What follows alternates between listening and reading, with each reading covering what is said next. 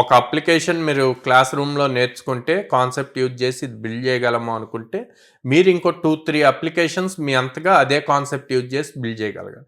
అప్పుడు ఆ కాన్సెప్ట్ మీద మీకు గ్రిప్ అన్నది బాగా వస్తుంది. అప్పుడు ఎలాంటి లాజిక్నైనా సాల్వ్ చేయగలుగుతారు కోడింగ్తో.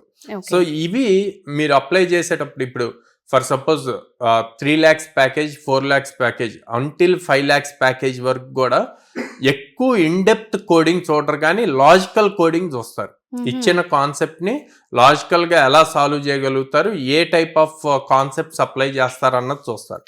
అదే 5 above ప్యాకేజెస్ వచ్చాయి అంటే ఆర్కిటెక్చర్ లెవెల్లో చూస్తారు అనమాట. Architecture level in the sense ఇక్కడ మళ్ళీ ఇంకో క్వశ్చన్ వస్తుంది మనకి, ఇమీడియట్ కింద కామెంట్స్ వస్తాయి, ఆర్కిటెక్చర్ అంటే ఎక్స్పీరియన్స్ ఉండాలి కదా అని.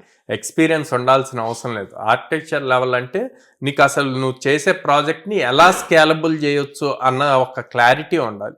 దానికి తగ్గట్టు కోడ్ని రేపు ఇందాక మనం మాట్లాడినట్టు 100 members వచ్చినా 1000 members ఒకేసారి నీ ప్లాట్ఫామ్కి వచ్చినా అది హ్యాండిల్ చేయగలగాలి. ఆ కోడ్ కూడా అలాగే రన్ అవ్వాలన్నమాట. సో అట్లాంటి థింగ్స్ అన్నీ కూడా క్లారిటీ ఉండాలి.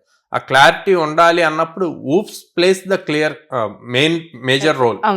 ఆబ్జెక్ట్ ఓరియంటెడ్ ప్రిన్సిపల్స్ ఓకే, కానీ దాన్ని ఎలా స్కేలబుల్ చేయొచ్చు, ఆ కోడ్ ని ఎలా ఆప్టిమైజ్ చేయగలరు అన్నది కూడా ఇంపార్టెంట్.